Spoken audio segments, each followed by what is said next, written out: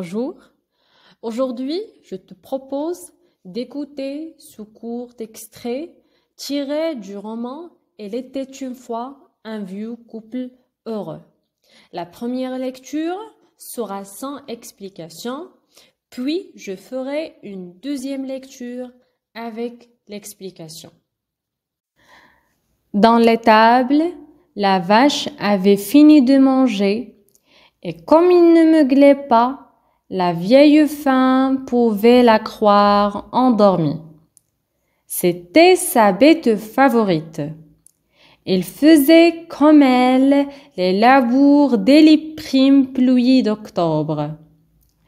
Elle produisait un bon lait que la maîtresse de maison barattait dès la traite matinale. Ensuite, il le mettait au frais pour le repas de midi. Il obtenait un petit lait légèrement aigrelé qu'elle parfumait d'une pincée de thym moulu et de quelques gouttes d'huile d'argan.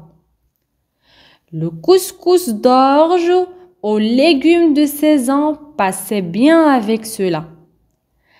Un couscous sans viande que le vieux couple appréciait par-dessus tout. Pour la corvée d'eau, la vieille allait au puits 2 fois le matin. À son retour, il ne manquait jamais d'arroser copieusement un massif de menthe et d'absinthe dont elle découpait quelques tiges pour le thé qu'on consommait matin, midi et soir. Les voisins avaient pris la fâcheuse habitude de venir quémander quelques brins de ces plantes, mais rien n'irritait le vieux couple qui aimait rendre ses menus services. On les aimait parce qu'ils n'avaient pas d'enfants, aucun litige avec les gens et qu'après eux, leur lignée serait définitivement éteinte, ce que tout le monde regrettait sans doute. Oui, on aimait ces deux vieillards, mais personne n'osait aborder ce sujet tabou car l'homme stérile ne considérait à tort moins qu'un homme vu que son sperme n'était qu'une eau sans vie.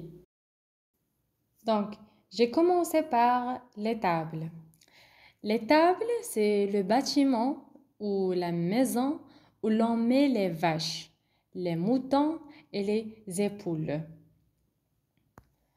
Donc, dans l'étable, la vache avait fini de manger et comme il ne meuglait pas, la vieille femme pouvait la croire endormie. Mougler, c'est le bruit que font les vaches lorsqu'elles émettent un son. C'est un terme qui décrit le cri spécifique des vaches. Endormi signifie être dans un état de sommeil ou de dormance. Lorsque quelqu'un dans un état profond de sommeil. C'était sa bête favorite. La bête signifie dans ce contexte l'animal, mais exactement il renvoie à la vache.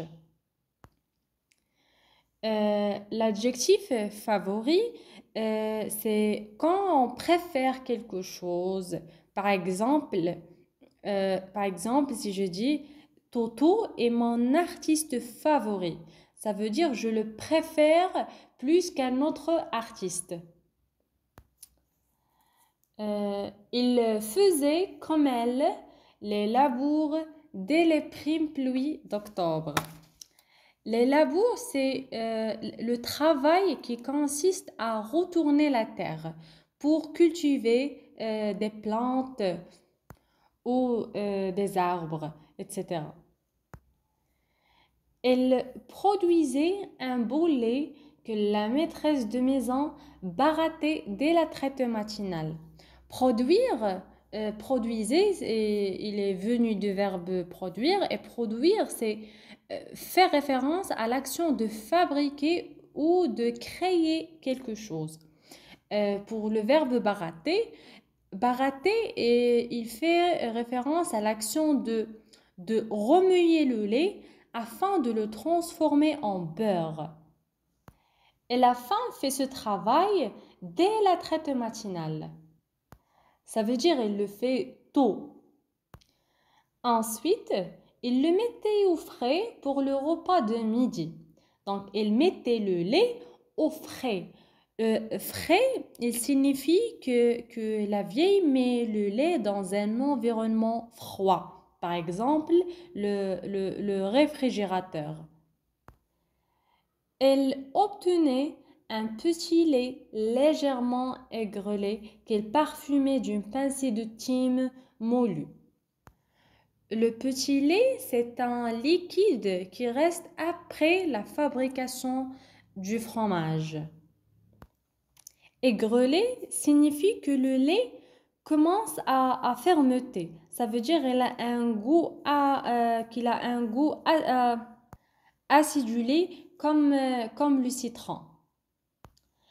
Pour le thym, c'est une épice obtenue à partir des feuilles séchées de la plante de thym et on le met dans le thé. L'adjectif moulu signifie l'action de transformer le thym en poudre, comme une poudre. Et de quelques gouttes d'huile d'argan. Le goutte, c'est une petite quantité liquide d'huile d'argan. Le couscous d'orge ou légumes de saison passait bien avec cela. Orge, il est souvent transformé en farine pour la fabrication de pain.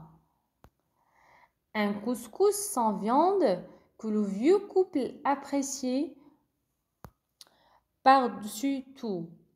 Apprécier, ça veut dire que le couple donne une valeur ou une qualité à quelque chose, mais il le donne au couscous sans viande. L'expression par-dessus tout, c'est une expression idiomatique et qui signifie plus que tout autre chose. Donc, il préfère le couscous sans viande plus qu'autre chose.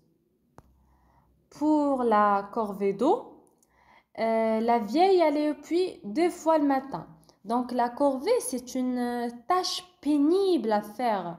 Par exemple, c'est comme nettoyer la maison ou bien réviser les cours à la maison ou de faire la cuisine en général. Pour le puits, c'est une structure creusée dans le sol pour atteindre une réserve d'eau. À son retour, il ne manquait jamais d'arroser copieusement un massif de menthe et d'absinthe dont il découpait quelques tiges pour le thé. Arroser signifie fournir de l'eau à des plantes. Menthe, c'est une plante utilisée en cuisine. On la utilise souvent dans le thé. Et c'est la même chose pour l'absinthe. Le thé qu'on consommait matin, midi et soir. Les voisins avaient pris la fâcheuse habitude de venir quémander quelques brins de ces plantes. La fâcheuse, c'est une situation désagréable et dans ce contexte signifie une habitude mauvaise des voisins. Quémander, c'est demander quelque chose de manière insistante. Mais rien n'irritait le vieux couple heureux qui aimait rendre ses menus services. Irriter, c'est provoquer la colère chez quelqu'un. Mais si on a la négation avec nous, ça veut dire le contraire. Pour rendre service, ça veut dire aider quelqu'un en lui fournissant une assistance ou bien un soutien. On les aimait parce qu'ils n'avaient pas d'enfants, aucun litige avec les gens, et que après eux, leur lignée serait définitivement éteinte.